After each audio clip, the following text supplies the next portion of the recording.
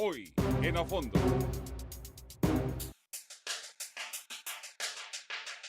Debatiremos sobre las fumigaciones de cultivos ilícitos con glifosato en Colombia. El pasado mes de marzo, la Organización Mundial de la Salud publicó un informe hecho por la Agencia Internacional para la Investigación del Cáncer que clasifica al glifosato como una sustancia probablemente cancerígena. Ante esta conclusión, el ministro de Salud de Colombia, Alejandro Gaviria, prendió las alertas y recomendó suspender las fumigaciones aéreas con este químico. Pese a la recomendación del ministro de Salud, el ministro de Defensa aseguró que el glifosato es necesario para combatir los cultivos ilícitos. Francamente, reducir el narcotráfico, francamente, reducir a los criminales, francamente, reducir la inseguridad. ¿Pero qué es el glifosato? A Fondo consultó un experto en herbicidas para explicar qué es este químico. El glifosato es un herbicida no selectivo, quiere decir que es un herbicida que controla todas las malezas. No tener glifosato en nuestros cultivos es retroceder y es permitir que los costos de producción se eleven, porque si no tenemos el glifosato para controlar la maleza, nos toca controlarla manualmente, con machete, con azadón, es llevar los lotes a erosión y a altos costos y a baja producción en los cultivos.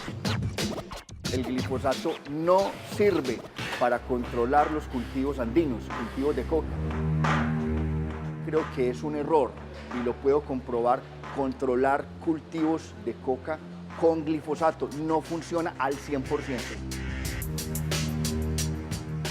Yo no concibo una agricultura sin glifosato. Lo que se usa de glifosato en nuestros cultivos normales se hace con bomba de espalda, 20 litros, un fumigador, es en pequeñas cantidades, muy dirigido.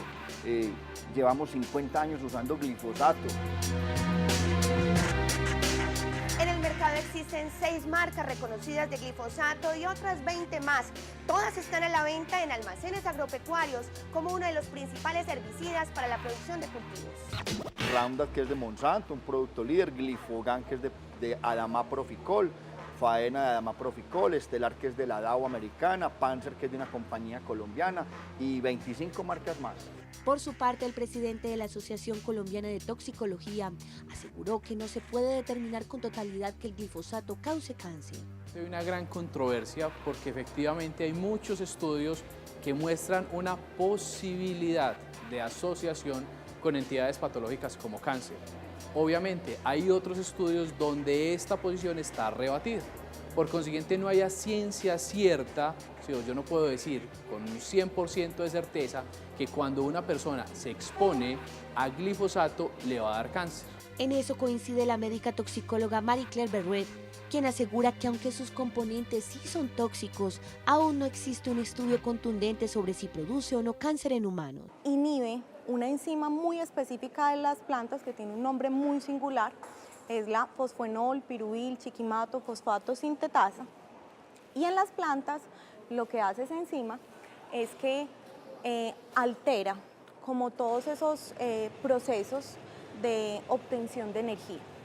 Cuando nos preguntamos qué hace el glifosato en humanos, el glifosato altera la fosforilación oxidativa, que en nosotros sería importante para la obtención de energía.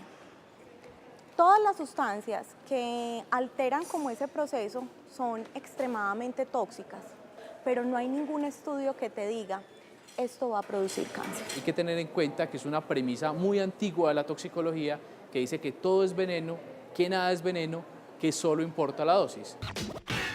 En Colombia anualmente se venden 8.500.000 litros aproximadamente de glifosato.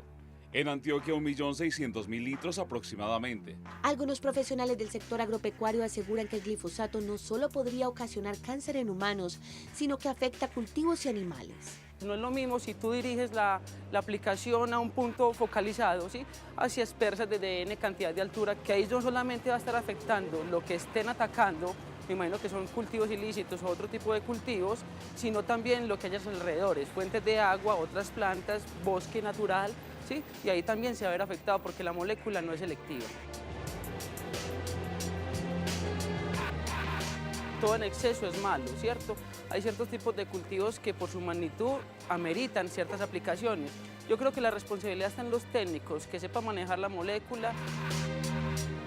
¿Se necesita? Depende, ¿cierto? Uno también puede manejar cultivos a menor escala sin necesidad de agroquímicos. El debate que por años han desatado las fumigaciones con glifosato en el país, esta noche en A Fondo. Muy buenas noches, gracias por estar conectados con Teleantioquia y con A Fondo. El debate sobre la fumigación con glifosato a cultivos ilícitos quedó abierto luego de que el ministro de Salud, Alejandro Gaviria, recomendara suspender esas fumigaciones con ese herbicida para evitar riesgos a la salud humana. Por su parte, los defensores de las fumigaciones con glifosato aseguran que es el método más efectivo para combatir los sembrados ilícitos en el país. ¿Usted qué opina? Nos puede escribir en @Teleantioquia, numeral A Fondo, y también en la línea, o llamarnos a la línea 232-5167, o de fuera de Medellín y Antioquia al 018-051-5015. Para analizar este tema de las fumigaciones con glifosato y esa recomendación que dio el ministro de Salud, Alejandro Gaviria, nos acompaña hoy Olmer Muñoz Sánchez, analista en temas políticos y docente de la Universidad Pontificia Bolivariana. Olmer, gracias por estar en A Fondo. Muchas gracias, Jorge, por la invitación. Muy bien, y también Gustavo Duncan, politólogo, investigador y docente de la Universidad de AFID. Gustavo, gracias por estar en A Fondo. Buenas noches, Jorge, y muchas gracias por la invitación. La primera pregunta es que les planteo a ustedes qué piensan de esa recomendación del ministro de Salud, Olmer. Bueno, yo creo que la recomendación del ministro de Salud pues tiene varias vertientes. Por un lado, está bien que se esté acudiendo a un instrumento para proteger la salud de los ciudadanos. Y en eso yo creo que ninguno tengamos alguna objeción con respecto al glifosato. El asunto es que el uso de herbicidas ha sido una cosa tradicional en el país y en otros países, y esto no obsta pues para que las personas lo sigan usando. Entonces, las pruebas científicas de alguna manera tendrían que demostrar con mayor eficacia que el ministro tiene razón. De todas maneras, es una política de Estado que tiene que utilizar este tipo de herbicidas precisamente para reducir los cultivos ilícitos. Pero creo yo que es una posición encontrada incluso en términos políticos, bien sea el ministro de Salud y el mismo ministro de Defensa, que es el que tiene que tomar la decisión. Efectivamente, y con las relaciones internacionales, de si se mantiene o no la fumigación sobre los cultivos ilícitos. ¿Usted está de acuerdo con la fumigación con glifosato? Yo estoy de acuerdo con la fumigación parcial con el glifosato, sobre todo en zonas donde sean muy extensas, donde hayan muchas hectáreas de cultivos de coca y obviamente donde no tenga una relación muy directa con la población civil. Ahora bien, pues las personas también podrían preguntar, pero casi en todas las zonas hay población que está ahí alrededor de los cultivos. No necesariamente por una razón, y es que las grandes extensiones de cultivos de hoja de coca no tienen allí la misma dimensión de nivel demográfico de la población.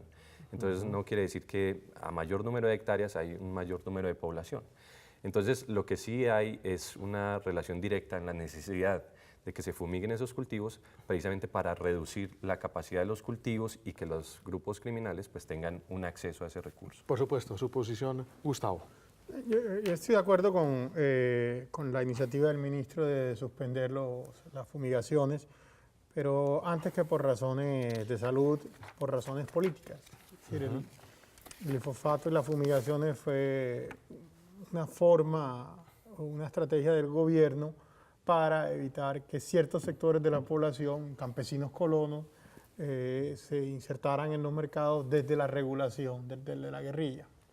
Es decir, en el fondo era, bueno, ellos están produciendo un excedente que no lo podemos controlar nosotros como Estado, lo controla la guerrilla y para evitar que la guerrilla se fortalezca, vamos a fumigarlo, pero de paso vamos a destruir las fuentes de ingresos e inclusión económica de este sector de la población, los campesinos colonos. Que el Estado se vea obligado a llegar a las regiones y resolver el problema directamente, en vez de fumigar desde el aire y abandonarlo, sino que tener que llegar y erradicar manualmente, pues va a establecer otro tipo de relación ya con estos cultivadores. Si quiere llegar hasta allá, tiene que solucionar los problemas porque tiene que encontrarse en el terreno con ellos.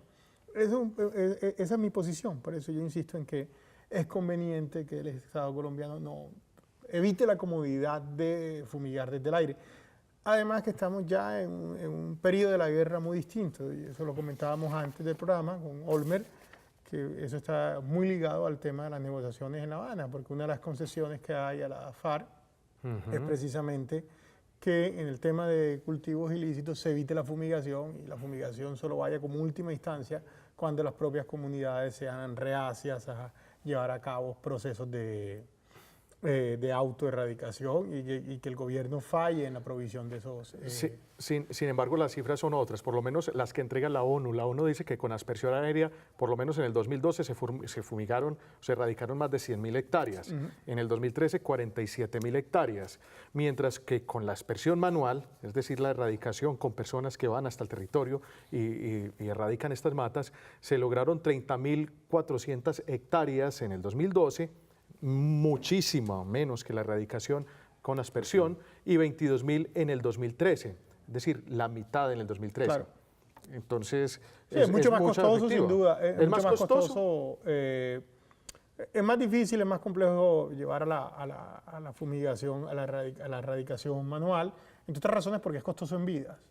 Es decir, está el problema de las minas, está el problema de enfrentarse a la guerrilla en el terreno y a las bandas criminales. Entonces, ¿cómo podría uno defender definitivamente la erradicación manual ante ese panorama? Porque obliga al Estado a llegar. Es decir, es lo que diría. O sea, lo cómodo para el Estado es fumigar desde el aire, pero el Estado no tiene que llegar, y lo que se ha comprobado también es que las fumigaciones no solo no son tan efectivas, y eso hay una gran discusión, pero además crea un proceso de expansión de la frontera agrícola. Es decir, todos estos colonos igual no tienen otro medio de vida y terminan tumbando más monte, porque entre otras cosas el costo de la tierra es muy bajo en la zona donde se cultiva coca. Es decir, nadie va a sembrar coca donde la tierra tenga un alto costo porque pierde la tierra si llega el Estado. En cambio, si uno tumba bosque o tumba selva, pues llega el Estado, fumilla, ¿qué hace? Pues tumba más selva.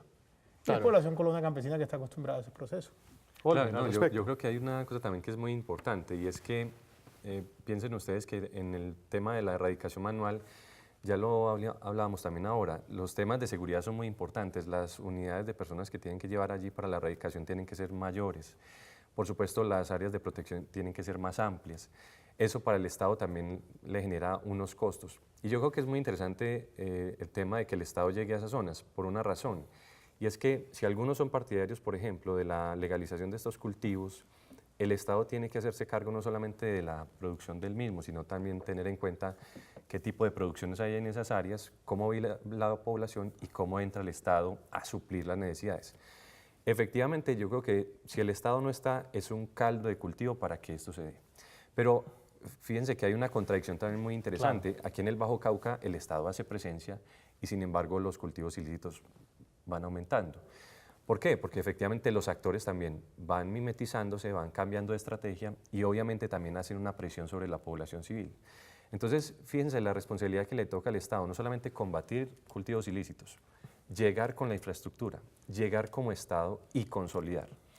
En el mapa general que muestra Naciones Unidas hay unas zonas donde hay efectivamente consolidación del Estado, o al menos la presencia de una parte del Estado allí. Eso genera una reducción de los cultivos, pero en otras zonas puede aumentarse. Curiosamente, en los mapas, si ustedes se dan cuenta, Nariño, Putumayo y el Catatumbo, lo estábamos mirando ahorita en los mapas, generan la mayor cantidad de producción de coca, de pasta de coca, y la exportación misma sale de esas zonas del Pacífico y tal vez por unas rutas con Venezuela. Entonces, al Estado le compete una tarea muy grande. Yo creo que lo del ministro es muy importante porque el Estado tiene que también asegurar la salud de la población, pero a su vez el Estado también tiene que asegurar otros mecanismos que puedan ser alternativos para reducir esos cultivos.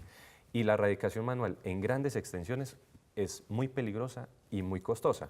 Y eso implica que el Estado tenga que hacer un mayor esfuerzo también Pero usted ve viable entonces esa propuesta, entonces, que es mejor la erradicación manual, que el Estado efectivamente llegue a ciertas zonas donde ya están los campesinos sembrando cultivos de coca. O sea, yo, como les dije al inicio, yo soy partidario de que se haga todavía una fumigación parcial en muchas zonas donde las extensiones son muy altas y donde no haya cercanía de población. Pero voy a poner un ejemplo que es muy interesante. Porque hay extensiones, y lo quiero plantear a raíz de lo que decía Gustavo, hay extensiones de tierra totalmente aisladas donde simplemente han llegado campesinos precisamente por el cultivo de la coca. Por ejemplo, hoy. Claro. La frontera con Panamá. Ese es uno de los graves problemas que ha habido. Precisamente empujados por los cultivos, han llegado hasta ciertos territorios, causando también daños al medio ambiente. Claro. Lo ideal sería volver a recuperar esas hectáreas para y esa población volver a traer y volver a traer. Ahora, ese desplazamiento se está dando ya hace varios años, y lo que nosotros veíamos en toda la zona del Pacífico y en la zona del Catatumbo es que las poblaciones también se van dispersando allí, y el Estado también dispersa parte de sus capacidades. El asunto es que el tema de las drogas no es solamente es la legalización, esa es una parte, y también tiene que ver con el tema del control, la producción y cómo se va a controlar eso por vía del Estado. Yo ponía un ejemplo hace días con respecto a Bolivia, y es que el presidente Evo Morales autorizó la producción de unas hectáreas de tierra para sembrar coca. Y yo creo que está bien porque es una una hoja nacional de consumo interno y todo lo demás. Pero se le disparó el cultivo de esas hectáreas. Y la pregunta que se hacía es, ¿dónde está el resto de la coca que se está sembrando y que no aparece dentro del marco que yo les dejé? Eso simplemente juega con las actividades de los delincuentes que actúan en zonas donde el Estado no está, como puede ocurrir en el caso de Colombia, o en estados donde la fragilidad del mismo también va permitiendo que ellos vayan llegando. Lo comentábamos también recientemente, y es que el caso no solamente de Sinaloa, el caso de Colombia y el caso de Rosario, por ejemplo, en Argentina, se vuelven focos de centro de narcotráfico. O sea, de Bolivia puede entrar fácilmente la coca también a Argentina. Por interdicciones aéreas se puede lograr reducir ese ingreso. Pero usted a Santa Fe puede llegar con unas avionetas fácilmente, o a Córdoba, arrojar la coca y después ingresarla al centro del país. Entonces, son modelos que ya los hemos visto en algunos países. Lo que tenemos que pensar es una estrategia también muy integral con respecto al manejo de la coca, porque no solamente es la aspersión, sino también qué vamos a hacer con la población que vive de eso y que tal vez ni de mala fe lo hace. Yo quería preguntarle, Gustavo, el procurador Ordóñez fue uno de los primeros que ripostó la semana pasada cuando el ministro propone y recomienda efectivamente cesar las fumigaciones por aspersión, y el procurador lo que dice es que terminar definitivamente la aspersión en el país sería acabar con la política antidrogas. ¿Es eso cierto? ¿Ustedes ven, digamos, factible esa posición del procurador Ordóñez? Lo que pasa es que la política antidrogas en Colombia está íntimamente ligada a la política del conflicto. Pero el fin de la aspersión sería terminar no diría que con acabar la política antidroga. antidroga, para nada. Es decir, Colombia tiene un problema de consumo, por ejemplo. Y eso no tiene nada que ver con la erradicación de los cultivos. O sea, hay suficiente producción para abastecer el mercado interno. ¿Sí? Ahora, otro aspecto que va de la mano a lo que decía Olmes es que cuando uno elige atacar una fase de la cadena, está atacando diversos grupos sociales. Es decir, si uno ataca la interdicción, está atacando son carteles que por lo general ya están ubicados en zonas más integradas. Si ataca el lavado, está atacando a sectores que están en las grandes ciudades y que no representan incluso un problema político. Es decir, un lavador pero no desafía al Estado. Por supuesto, pero quiero volver como al tema inicial. Es decir, usted plantea que efectivamente está de acuerdo, por ejemplo, con que se terminen las fumigaciones, pero ¿qué alternativa, qué panorama puede seguir el país ante la dificultad? Como lo plantea el mismo ministro Pinzón la semana pasada. Hombre, yo lo que digo es que ingresar a esa zona es costoso por las minas, es costoso por el ingreso a ciertos territorios, es costoso porque hay presencia de las FARC. Pero ese es precisamente el problema, es decir, lo que uno se pregunta, bueno, ¿el problema es la droga o el problema es todo el control territorial que genera un actor armado irregular? Es decir, que el problema para Colombia de la droga no es la droga en sí. De hecho, la mayoría de la droga... Pero obviamente ese actor se financia. Se financia, claro. Pero no solo se financia, es que es peor que eso, porque incluso el valor agregado que generan los cultivos es el menor. Es decir, el gran valor agregado está en los carteles que lo envían a los mercados internacionales. Pero ante eso, ¿cuál es la alternativa entonces? Es decir, el punto creo que hay que separarlo. Es decir, Colombia tiene un problema, está llevando a cabo la guerra contra las drogas. Sí. Y es evitar que exista una producción. Pero eso es una lectura a nivel mundial. Una lectura a nivel local, lo que hace el Estado colombiano es pelear con aquellas organizaciones que al controlar el tráfico de droga, de paso extienden ese control al resto de la sociedad. Le hace las guerrillas o las BACRIM, que es lo que realmente le importa al Estado colombiano. O sea, al Estado colombiano que le importa que hay unos consumidores que tengan acceso a cocaína en Nueva York. Pero no, al Estado colombiano lo que le importa... Pero puede ser un círculo vicioso, puede ser un círculo vicioso que usted plantea. Las dos cosas no van de la mano. Van de la mano, claro. Pero el Estado colombiano está pendiente de lo segundo, es decir, que la FARC no vaya a controlar ese pedazo de territorio y desde ese pedazo de territorio desafíen al Estado Nacional, porque al menos la BACRIM se contentan con solo controlar ese pedazo del territorio, que es una gran diferencia con la guerrilla. Pero ¿cuál es la alternativa? La alternativa es ahí donde vamos al punto, es decir, que el Estado colombiano necesariamente tiene que ir y recuperar ese territorio para sí. o al menos de modo que no constituya una amenaza al resto de Pero sí se podrá actividad. erradicar la misma cantidad de hectáreas, como lo señala, por ejemplo, la ONU, con erradicación manual versus la aspersión aérea. Pero el Estado podría tomar otra decisión, por ejemplo, el Estado podría legalizar ciertos cultivos y regularlo él mismo. No, pero eso sí sería una discusión decir, mucho, mayúscula. Una discusión mayúscula. Mientras ahí nos pero es tardaríamos lo y los que quiero- cultivos crecerían. Claro, no, pero es lo que quiero enfatizar es que para el Estado el problema del narcotráfico es cómo acabarlo Lo para digo- acabar su problema lo- político lo- al mismo tiempo. Claro, porque lo digo porque ya hay alarmas y yo me imagino que Olmer ya señalaba ahora que otra vez los cultivos de pronto van en incremento. Lo decía un informe De Washington, sí. Washington la semana pasada que dice que los cultivos han crecido un 39% en Colombia, no, bueno, básicamente en el sur del país. Pues es que piensen en esto. Realmente Colombia lleva fumigando casi unos 20 años en el término sobre la hoja de coca. Si ha sido efectivo o no, pues las cifras han demostrado que parcialmente lo es. Y eso como mecanismo puede funcionar en parte, como lo he dicho, precisamente para reducir esos cultivos. El tema de la erradicación manual genera más costos y más riesgos. Entonces el Estado también mide ese tipo de variables. Ahora, el asunto es que en la cadena que tenemos ahora, voy a poner el ejemplo más particular, y es que en la frontera con Ecuador, después de que Colombia le paga los 15 millones de indemnización por la demanda que teníamos ante la Haya, por fumigación en la frontera, por daños a la población, cultivos de pan coger y demás, pues el acuerdo es que Colombia solamente puede fumigar 10 kilómetros hacia adentro de la frontera. Justo en esa zona se ha triplicado el cultivo ilícito. Entonces, piensen ustedes, llegar a esa zona por vía terrestre es muy difícil. Para que los erradicadores manuales estén allí seguros, tiene que haber todo un aparato de seguridad para que estén allí tranquilos. Las FARC, las BACRIM tienen francotiradores, tienen explosivos, hay municiones sin explotar, hay minas antipersonal, artefactos explosivos improvisados y son las primeras personas que impactan. Ahora bien, imagínense en zonas donde hay hostigamientos constantes.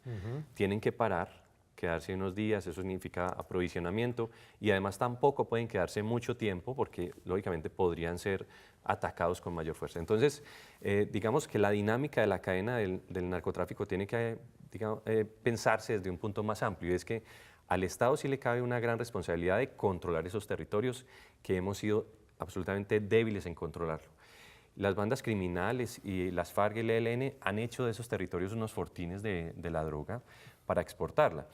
Ahorita seguramente vamos a ver las cifras del costo de un kilo de cocaína en el exterior y se van a dar cuenta ustedes que lo que eso le genera es una renta anual exponencial a las FARC y a cualquier grupo. Entonces, en la cadena el Estado tiene que generar pues no solamente una seguridad en la infraestructura, una seguridad en el territorio, controlar esos territorios, sino además llevar el Estado a esas zonas. Y eso implica salud, implica educación, implica carreteras, implica que hayan vías para que la gente saque sus cultivos y obviamente que haya un mecanismo también de empleo para que la gente pueda vivir. En el sur del país era común y todavía tal vez lo hacen, el intercambio de productos por el gramo de la coca. Entonces eso era un tipo de economía muy básica, pero que así se manifestaba en la población. Entonces, ¿qué hay que generar? Hay que presentar el Estado, mostrarlo, la capacidad misma del Estado para defender a sus ciudadanos, pero además de controlar el territorio, que es lo más difícil. Pero seguramente ahorita veremos. El caso de México, que no tiene unas áreas tan extensas selváticas como la de Colombia, también tiene un caso particular, y es que el narcotráfico controla vías, sectores de la policía, sectores de la política, cosas muy similares a lo que nos pasa acá, aunque en términos geográficos seamos muy diferentes. Pero hay que aplicar unas políticas antidrogas, digamos, diferenciadas en los dos casos. En el caso de Colombia, muy vinculados a Estados Unidos, muy vinculados al uso del glifosato, puede que no sirva, que no haya sido efectivo durante todos esos 20 años, pero al menos parcialmente sí ha reducido los cultivos. Por eso mantengo yo la tesis de que parcialmente hay que mantenerlo hasta tanto cuanto usted pueda garantizarle que los erradicadores manuales, así nos demoremos 10 años más, puedan estar en esa zona con toda la seguridad. Ahora bien, piensen en esto, con las FARC se llegó a un acuerdo y es el acuerdo del tema del desminado. Las FARC dicen que no van a minar en zonas donde haya población civil, pero sí pueden sembrar en zonas selváticas al interior del país, justo donde están cultivos ilícitos. Entonces, esos son acuerdos parciales, Eso es una retórica muy interesante que se genera en La Habana, que sería muy interesante que se llegue a un punto de avance, es no sembrar más artefactos explosivos.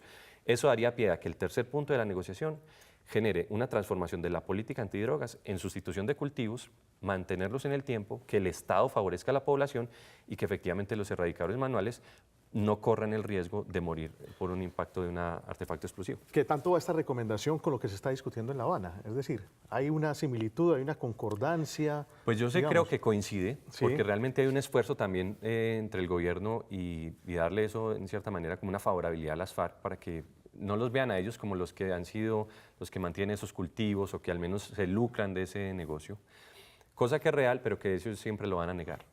Y cualquier grupo va a negar hasta la saciedad si pertenece o no a un grupo de carteles.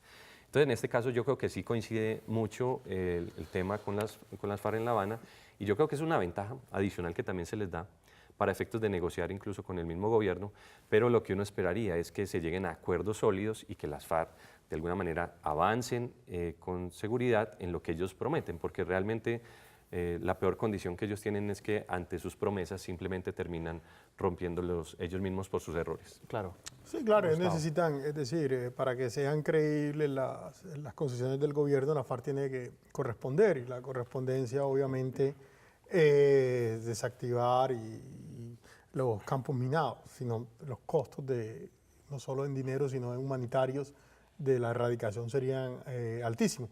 Pero además las FARC tienen otra razón para apoyar la erradicación, y es que en los territorios donde, si se firma un eventual proceso de paz, en los territorios donde ellos vayan a hacer política, donde quieren ejercer algún tipo de gobierno y siguen continuando los cultivos ilícitos, lo que va a traer es algún grupo armado irregular, alguna BACRIM o alguna disidencia de la FARC a tratar de controlar esos cultivos, y que los van a matar a la FARC. No van a ser ni las grandes oligarquías ni las grandes élites, sino esas mismas disidencias. Por eso la FARC necesita resolver ese problema. Por supuesto. Gladys Quiseno en nuestras redes sociales pregunta si estoy de acuerdo con la suspensión. Hacerlo solo le da más privilegios a las FARC. ¿Qué piensa al respecto, Gustavo? Pero si está de acuerdo ella, es de la FARC. No, es simplemente una opinión. Sí. Es decir, suspender en este momento las fumigaciones le da privilegios a las FARC, le da la ventaja a las FARC para poder seguir creciendo los cultivos. Que la FARC podrían tener más facilidades para obtener ciertos ingresos ya a la parte final del conflicto, sí. Podría uno argumentarlo en ese sentido. Pero de nuevo, repito, es decir, la FARC no son el gran cartel que también dicen. Los grandes ganadores son aquellos que logran colocar la mercancía en los mercados internacionales. Es decir, que lo llevan desde el laboratorio hasta México, del laboratorio a Sudamérica al laboratorio a Estados Unidos. Y en ese caso son otra serie de narcotraficantes. Así que en eso también hay que tener cuidado. Sí, yo creo que hay una cosa muy interesante también de esto que han preguntado, y es que piensen ustedes en lo que cuesta un kilo de coca puesto ya en Estados Unidos. Lo veíamos en las cifras, puede costar más o menos $23.000 o $25.000. Y en la Unión Europea puede estar en $35.000 o más. En México 15.000. Sí, y en México 15.000. Es un costo que es muy diferenciado y muy interesante. Entonces piensen, la renta no solamente le llega a quien pone la droga en el exterior, sino también a las FARC. Entonces, eso efectivamente genera recursos ilícitos para el combustible del conflicto también. Entonces, a las FARC esto les favorece al ELN y a las bandas criminales para poder mantener a sus hombres, para mantener la compra de armas y, por supuesto, para mantener la lucha armada contra el Estado colombiano. El asunto es que, en términos de las negociaciones, lo que se piden son también acuerdos reales. Y si hay una sustitución de cultivos ilícitos, pues también tendría que darse un paso por parte de las FARC de una dejación de esos mismos cultivos ilícitos. Pero se darán cuenta ustedes que las FARC hace 15 años que tenían una renta mayor por vía del secuestro o por vía de otras rentas de la extorsión que generaban, hoy la tiene sobre el narcotráfico. Entonces, la caída exponencial que han tenido en la década de los 90 ha demostrado que el Estado ha hecho su papel y que de alguna manera las FARC han logrado mutar hacia otro campo de acción, que es lo que le genera la renta anual. Eso mismo, con 15 o 20 carteles que usted ve en México o con otros carteles que usted tiene aquí en Colombia, se dará cuenta que eso, ante el impacto internacional que eso genera, es bastante alto y su renta, por supuesto, se mantiene. Yo sigo pensando que parcialmente se pueden mantener esa fumigación y la erradicación manual generaría una buena dosis, digamos, de reducción de los cultivos, pero eso implica que el Estado haga mucha presencia. Yo sé que a muchas personas les molesta hablar del tema de lo que tiene que ver con el presupuesto de inversión en seguridad y defensa, que no es un impuesto netamente para hacer la guerra, sino un impuesto también para que el Estado haga presencia en esas zonas. Y eso hay que entenderlo en esa dinámica, porque también la seguridad no solamente es si tienes personal armado, sino si el Estado logra controlar territorio y hay beneficios para que la población pueda movilizar su economía, sus alimentos, pueda de alguna manera estudiar y vivir más o menos en tranquilidad, como es lo que uno soñaría en el caso de Colombia. Pero hay zonas que son de mucha concentración de las FARC, que están prácticamente controladas por ellas y donde el Estado tiene que ingresar. Hay un caso muy particular aquí en la jurisdicción de Antioquia, y es Nudo de Paramillo, está en combates constantes, y es el núcleo al cual las FARC quieren retornar para tener su salida hacia Panamá y el Pacífico, y es un núcleo de, digamos, un foco de control territorial muy importante para las FARC. Entonces ahí mueven armas, drogas y personas. Es Entonces, un paso obligado por eso. eso sí, claro. es un lugar importante en el caso de Antioquia y hay que tenerlo en cuenta. Muy bien, nosotros nos vamos a ir a una pausa comercial en A Fondo y ya regresamos. Estamos discutiendo sobre el glifosato, la aspersión aérea, si es viable o no de acuerdo con la recomendación dada por el ministro de Salud. Ya regresamos en A Fondo. Sí, eso es la...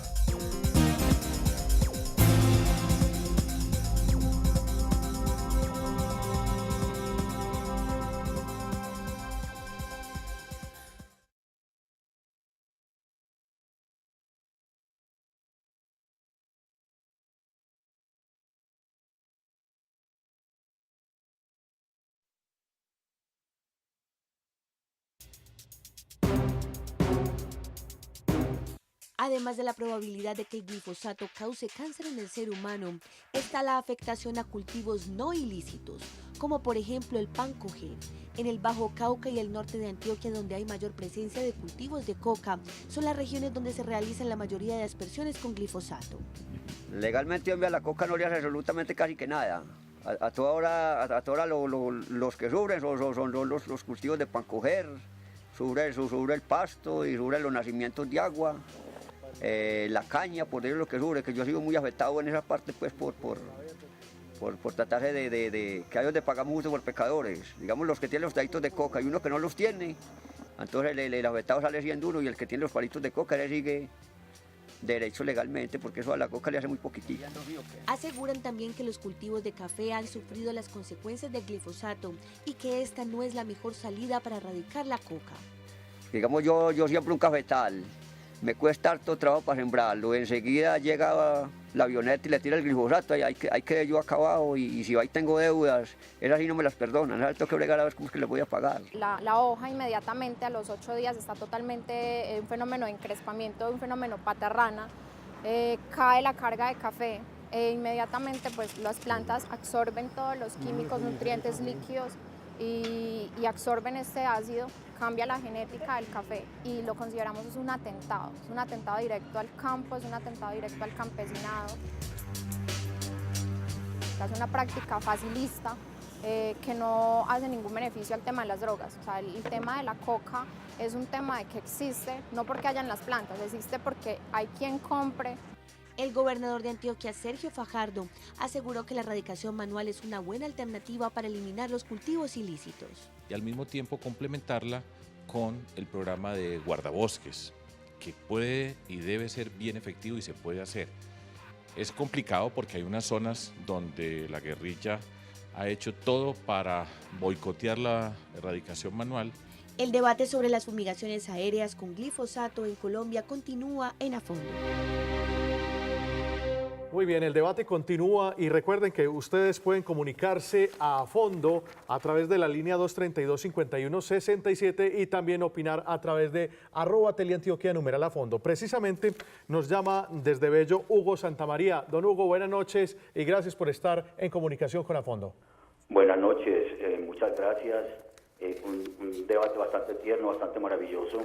Es apenas evidente que lo dice el gobernador, lo dice el señor ministro de Salud de manera muy respetuosa y muy responsable, lo dicen los campesinos, es más, lo dicen los vendedores de glifosato que reconocen que sobre la coca es muy poquito lo que efectivamente hace, pero la ciencia, el cúmulo de experiencias, las demandas que hemos tenido a nivel internacional con Ecuador, los campesinos que nos han demandado en el Cauca precisamente por lo que les ha ocurrido con sus cultivos de pancoger, que lo pagamos todos los colombianos.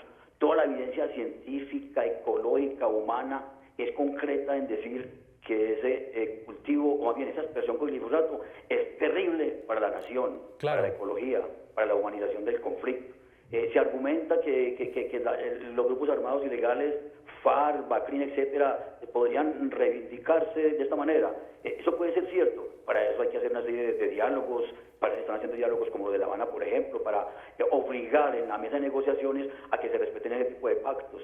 En conclusión, ante la evidencia científica, ante la evidencia ecológica, ante la disminución de los cultivos de pancoger, se da cuenta, por ejemplo, que si se hacen en lugares muy lejanos, dice el compañero profesor de la Universidad Bolivariana, digamos de manera muy respetuosa lo dice él, que estaría de acuerdo con que, por ejemplo, si se hacen en lugares muy alejados donde vive muy poca gente.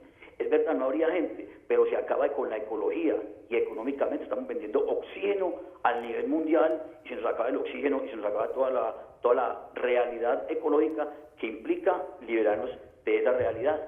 Muchas gracias y repito, muy interesante y ojalá el glifosato salga a la faz de la tierra y de la faz de Colombia, que durante 20 años ha sido mínimo el aporte que nos ha hecho. Muchas gracias y buenas noches. Muy bien, gracias Hugo por su comunicación con A Fondo. Bueno, Lo planteaba porque usted es parcialmente, digamos, defensor de la propuesta de continuar con las fumigaciones. Sí, eso hasta que el Estado no logre, digamos, una capacidad de reducción de esos cultivos por vía de la erradicación manual efectiva, nos vamos a demorar todavía un tiempo y el presidente todavía no va a tomar esa decisión.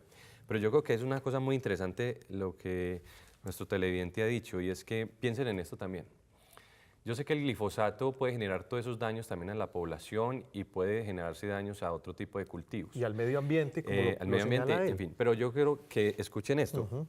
Para la producción de coca, en las zonas de cultivo donde hay, para producir la pasta de coca o el mismo clorhidrato de coca, se necesitan elementos químicos como estos. Se necesitan éter, ácido sulfúrico, soda cáustica, cemento, gasolina. Todo esto va también a los desechos de los cauces de los ríos. Entonces, piensen en esto. Para usted tener un laboratorio, tiene que tener esta cantidad de insumos. Eso también genera un daño medioambiental. Lo que estamos diciendo acá es que efectivamente el Estado tiene que combatir esos cultivos ilícitos, pero a la vez, esto es un negocio. Es decir, al que tiene el cultivo ilícito, o el que tiene su lugar de producción de pasta de coca, pues no le va a importar si este desecho de éter o de ácido sulfúrico se va a la cañada. Y muchas de esas poblaciones toman de esa agua. Entonces, piensen en esas dos vías, y es que si bien el Estado puede hacer un daño que es posterior a la siembra efectivamente de la coca, pues hay un daño que se está haciendo anterior, que es donde se produce todo esto en los laboratorios y donde genera también un daño medioambiental. Piensen, las personas que están en los laboratorios no tienen las condiciones, digamos, ambientales, higiénicas para que no tengan un daño también en su cuerpo. Es decir, eso es un tóxico que usted está ingiriendo durante el tiempo del procesamiento de la pasta de coca y del clorhidrato de coca. Entonces, esta población que está vinculada también a este tipo de actividades, no los que están en la actividad de la hoja de coca como una hoja tradicional. Eso tradicionalmente lo han comido, en fin, eso no les genera mayor daño, pero sí hay unos elementos que sí es bueno tener en cuenta. Pero la deforestación, porque los laboratorios ocupan menos espacio, es decir, ya el uso de todos los químicos en un laboratorio es concentrado en una parte del territorio, y además las cantidades físicas ya de cocaína que se produce son relativamente pequeñas, poquitas, es decir, de la gran cantidad de una... Pero es el desecho que genera esos laboratorios que también... Claro, pero no es en toda la aspersión, no es en todo el lugar donde se hace la siembra. Hay algo que se utiliza pues, gasolina y algunos químicos para fabricar ya base de coca al final de la cosecha, aunque eso no es tanto. Yo diría que el peor efecto es la deforestación y la destrucción de bosque nativo por los campesinos que son fumigados y que se van bosque adentro. Es decir, son dos efectos complementarios. ¿Se podría entre sí. pensar en otras alternativas distintas al Roundup, al glifosato, para hacer esas fumigaciones, como lo ha recomendado y lo dijo el expresidente Álvaro Uribe? Pues yo creo que sí, o sea, yo creo que se pueden utilizar agentes químicos que puedan especializarse en el tipo de una acción más directa sobre la hoja. En la materia, pero yo creo que los avances en la materia en ciencia pueden permitir que eso se llegue a dar. Ahora bien, hay una cantidad de químicos que también se usan para los alimentos que comúnmente utilizamos, y fíjense que también hay unas críticas también al uso de transgénicos para alimentos y que no necesariamente tienen que ver con la fumigación del glifosato. Pero yo sí creo que la ciencia puede generar un mayor despliegue de ayuda para efectos de que estos cultivos pues, sean reducidos con un menor impacto.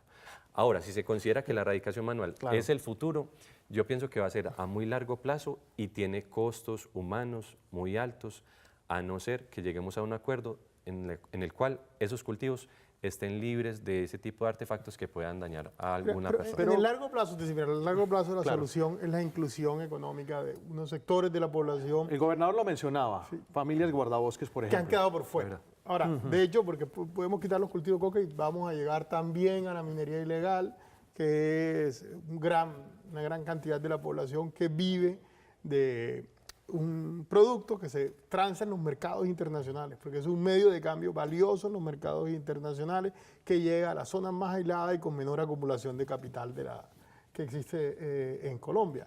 El desafío del Estado, en el fondo lo que se le está planteando al Estado es, bueno, o tú me incluyes o voy a seguir haciendo todo el daño que causa para poder para poder participar en los mercados. Y es un costo enorme, es decir, para el Estado ambas soluciones, o sea, tanto erradicar como incluir a esa parte de la población. Porque ¿qué le implicaría al país, por ejemplo, dejar de fumigar con glifosato en este momento?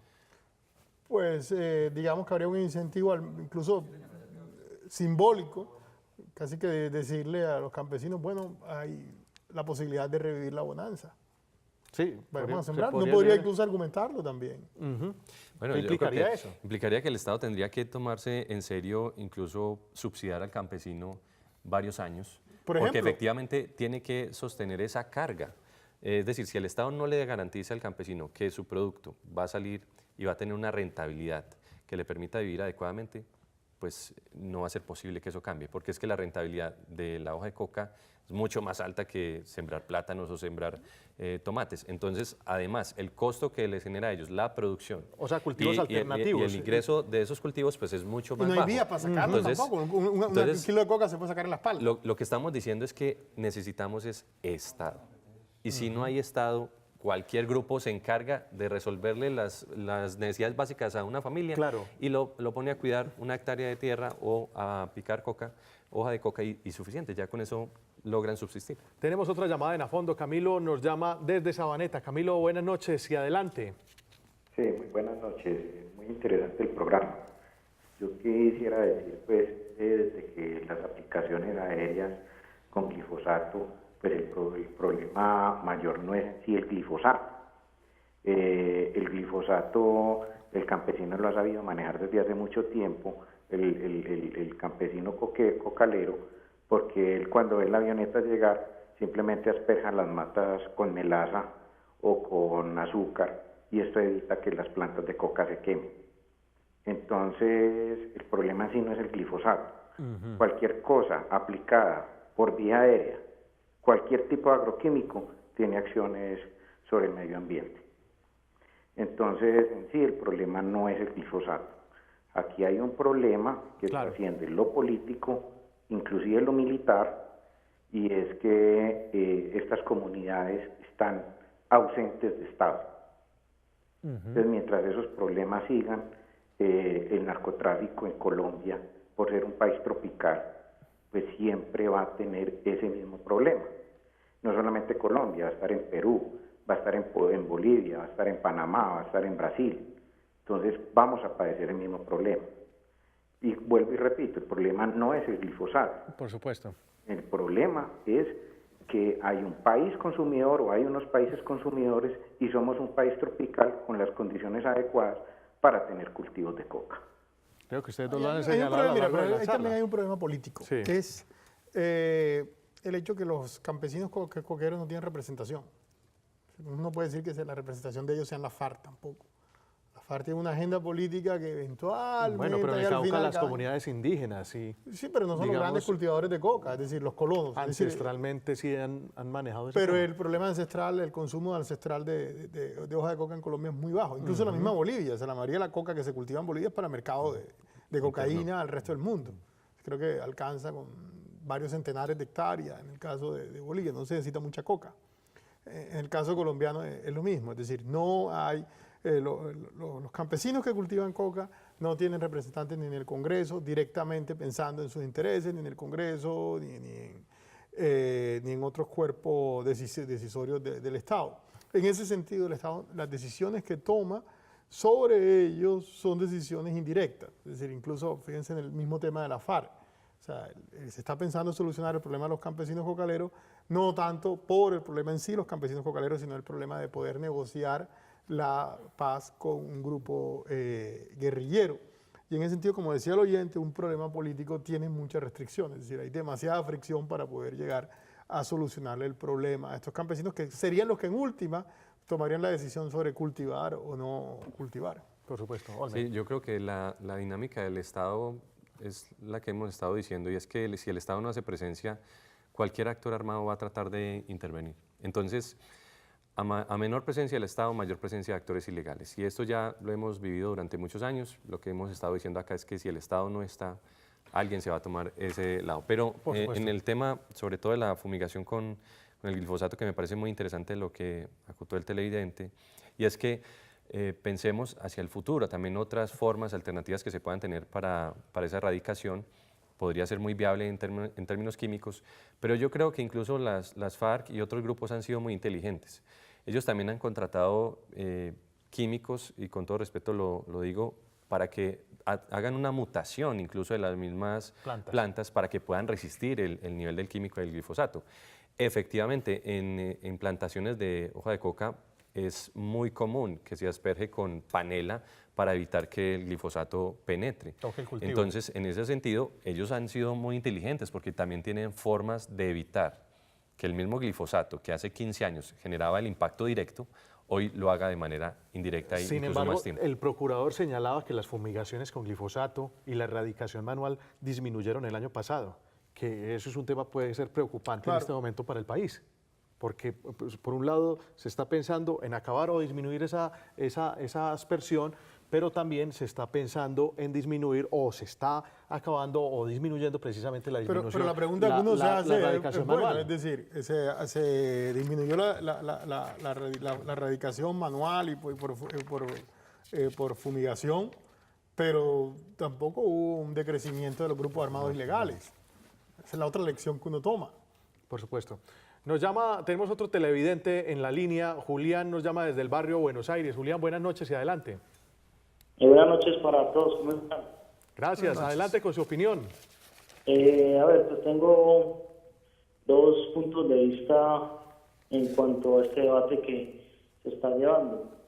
El primero es de que, aparte de que el Estado haga o no presencia en estos sectores, que generalmente nunca hay presencia, estas comunidades o campesinos cocaleros que pues han mencionado ya tienen una cultura de ganarse la vida realizando esta actividad de cultivos ilícitos. Hay en sitios donde el Estado ha iniciado con proyectos productivos alternativos en el sur del país, donde el campesino no se acomoda y no le gusta trabajar eso, porque toda su vida, en la historia que lleva viviendo en ese sector, el Estado nunca ha estado presente. Por supuesto. Entonces le dan una oportunidad para cambiar, pero ya su cultura está en el de cultivar la hoja de coca, es la que le va a dar una producción ligera, rápida, que le va a dar de comer el día a día a sus hijos. Y el otro punto de vista es de que estas fumigaciones se han hecho hace mucho tiempo en Colombia. No sé, o sería un tema importante el por qué en este proceso de paz surge la idea de un ministro de decir, suspendámoslas, porque a través de los gobiernos siempre se ha mantenido la fumigación. La propuesta de la fumigación. Claro, desde el 2000 más o menos se mantiene esa propuesta de la fumigación. Muchas gracias por habernos llamado desde el barrio Buenos Aires. Sí, yo no creo que sea la cultura en sí de fumigar coca. No creo que a nadie le guste tener que fumigar un cultivo que sabe que en cualquier momento son cerca va a llegar a... de 1.700.000 hectáreas que se han fumigado desde el 2000. Claro, es decir, pero lo pueden destruir, Colombia, que va a llegar un grupo armado irregular. Y creo que, bueno, el cambio que genera el cultivo de coca es que permite una capacidad de consumo, de ingresos a unas familias campesinas que nunca antes lo tuvieron. Ese ha sido el gran cambio cultural. Que además es un ingreso alto. Que es un ingreso que permite consumir en el mercado global, que es un cambio de pasar de la producción de subsistencia a la producción ya de... ¿Y cómo trabajar el tema con campesinos que manejan o pueden manejar tal vez esa dualidad de cultivos de pancoger y cultivos de coca? Es que lo necesitan para sobrevivir, de hecho. O sea, yo creo que una de las ideas que hemos dicho es que el Estado tiene que soportar en parte la carga de subsidiar al campesino. Yo sé que eso es muy costoso, pero el Estado también tendría que pensar en una modalidad a largo plazo para que los campesinos puedan recibir un ingreso mayor. Pero como lo hemos dicho de manera reiterada, pues el negocio de la coca a nivel global cada vez genera una renta mayor. Y eso a una persona o a una familia, a un núcleo familiar que no tiene una salida rápida por vías, no tiene salud, es un ingreso inmediato, rápido y que le satisface sus necesidades básicas. No pueden vivir tranquilos en muchas circunstancias por efectos de que el Estado mismo los persiga, pero efectivamente le resuelve parte de lo que el Estado o lo que el Estado no le ha resuelto en muchos años. Eso no es mucho tampoco, porque la mayor parte de la ganancia del valor agregado se lo quedan los grupos ilegales, por supuesto. Es decir, ellos le van a dar una pequeña diferencia. Lo que pasa es que se ve muy grande para ellos en su ingreso de no tener nada. Ese pequeño ingreso es una transformación enorme en sus modos y sus costumbres de vida. Claro. Por supuesto, y es que han cambiado en muchas ocasiones los cultivos de pancoger precisamente por cultivos de coca. Ahora, lo otro es la otra opción. Es decir, lo que se ha demostrado es que los proyectos alternativos en gran escala no han funcionado. Ahora bien, ¿qué piensan un poco de esta polémica? ¿Por qué el gobierno presenta esta propuesta, digamos, a través del ministro de Salud y luego también entonces salen y ripostan o no están muy de acuerdo la canciller, el ministro de Defensa, Juan Carlos Pinzón? ¿Qué piensan ustedes un poco al respecto? Eso es parte del debate interno que hay al interior del mismo gobierno. Es decir, uno lo que alcanza a leer, pues uno no conoce ya los detalles, el intríngulis, pero pareciera ser que un sector del gobierno está más en la línea, incluso dentro de las mismas negociaciones con La Habana, de empezar a darle un nuevo tratamiento al tema de los campesinos cocaleros, mientras que otra línea, digamos los halcones, estaría más pensando en cómo seguir presionando hacia un fin del conflicto que todavía de todas maneras no está seguro, está en medio de una negociación. Sí, no, yo creo que hay mucha incertidumbre, porque efectivamente esto es darles ventajas a los grupos que estén al margen de la ley. Indudablemente, pensar en que se va a reducir la fumigación de glifosato es para ellos una ventaja estratégica para aumentarlos. Entonces, ojalá no, pero lo que pasa es que yo ya he perdido mucha confianza en algunos actores ilegales por lo que han hecho ellos mismos. Entonces, si es un acuerdo, maravilloso, pero yo creo que es una decisión política que va en la línea de que a las FARC también se le den unas ventajas en el marco de la negociación. ¿Quién toma la decisión ahí en este caso de definitivamente suspender fumigaciones con glifosato? ¿Quién debe tomarla? El presidente. En teoría debería ser el presidente, pero eso fruto de una concertación. Pero va a pasar por La Habana, seguramente el tema. Pasa por La Habana y pasa por Washington también. La presión internacional va a ser de muchas áreas, porque la Unión Europea también va a hablar en términos de La Habana y en términos de la coca, porque también los afecta. Ya conocemos la posición. Y Estados Unidos siempre ha mantenido su política. Y fue muy coincidencial que precisamente cuando el país se diera esta polémica, Washington dijera que los cultivos de coca habían aumentado un 39% en el país. Claro. Ahora, lo que pasa es que hagan el recorrido entre la suspensión en un caso particular, como en el caso de la frontera con Ecuador, sí se puede demostrar que efectivamente hay un crecimiento exponencial de esos cultivos después del acuerdo que se firma y después de la indemnización que se da. Son zonas en las cuales el Estado tiene que consolidar su presencia, porque si no, estaríamos entraríamos en un círculo vicioso donde no lograríamos resolver el asunto y simplemente estaríamos en el mismo problema. Lo otro que tenemos que tener en cuenta ahí, que es una decisión que no solo corresponde a la FARC y a la PACRIN, es también una decisión de los propios campesinos cocaleros, Claro. es decir, que son una parte importante de la población colombiana, un actor importante que no los obligan. Bueno, están ahí. Muchas gracias. Hemos llegado hacia el final de este debate. Gustavo, muchas gracias por estar con nosotros. A ti, Jorge. Muy bien, Jorge, también muchas Hombre, gracias por estar con nosotros y a ustedes también, los televidentes, por habernos acompañado, habernos seguido a través de @Teleantioquia #afondo. Los esperamos la próxima semana con otro tema de interés. Que tengan una feliz noche.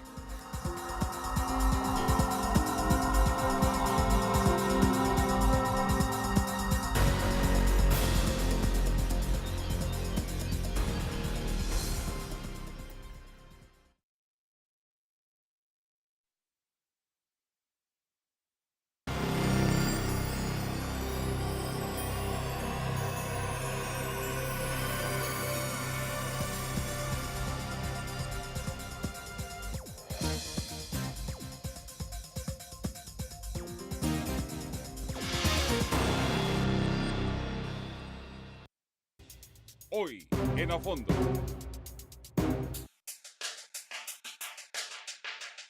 Debatiremos sobre las fumigaciones de cultivos ilícitos con glifosato en Colombia. El pasado mes de marzo, la Organización Mundial de la Salud publicó un informe hecho por la Agencia Internacional para la Investigación del Cáncer que clasifica al glifosato como una sustancia probablemente cancerígena.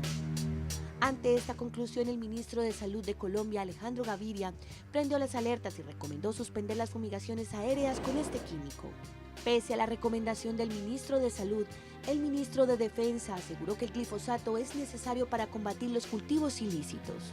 Francamente, reducir el narcotráfico, a francamente reducir a los criminales, a francamente reducir la inseguridad.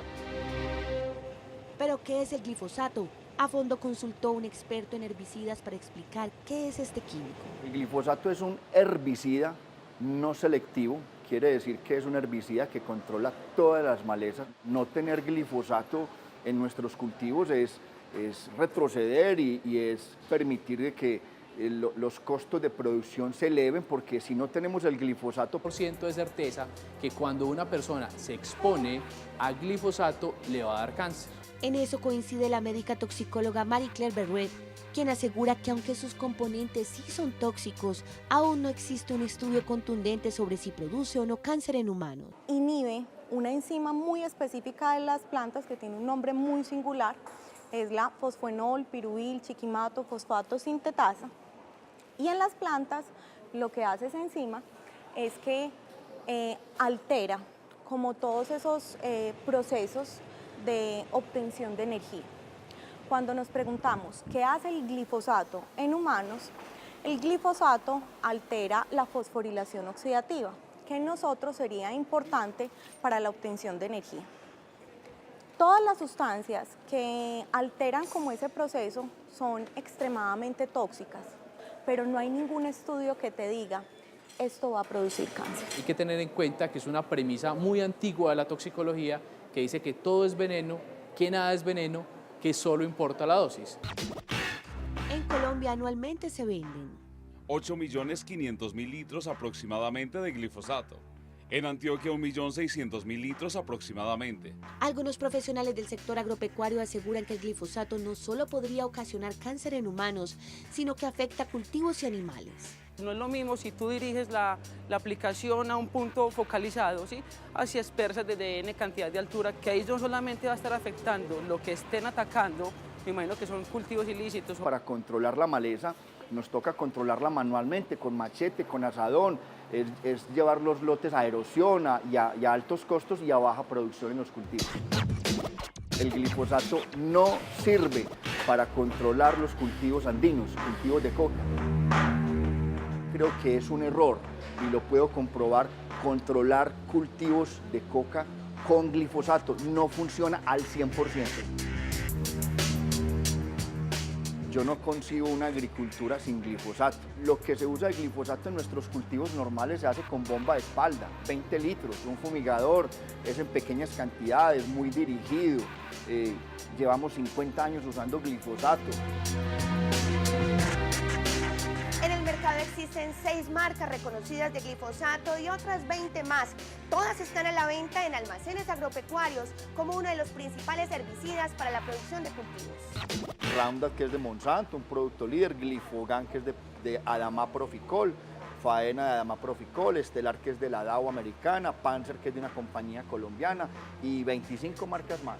Por su parte, el presidente de la Asociación Colombiana de Toxicología aseguró que no se puede determinar con totalidad que el glifosato cause cáncer. Hay una gran controversia porque efectivamente hay muchos estudios que muestran una posibilidad de asociación con entidades patológicas como cáncer. Obviamente hay otros estudios donde esta posición está rebatida. Por consiguiente no hay ciencia cierta, yo no puedo decir con un 100% otro tipo de cultivos, sino también lo que hay a sus alrededores, fuentes de agua, otras plantas, bosque natural, ¿sí? Y ahí también se va a ver afectado porque la molécula no es selectiva. Todo en exceso es malo, ¿cierto?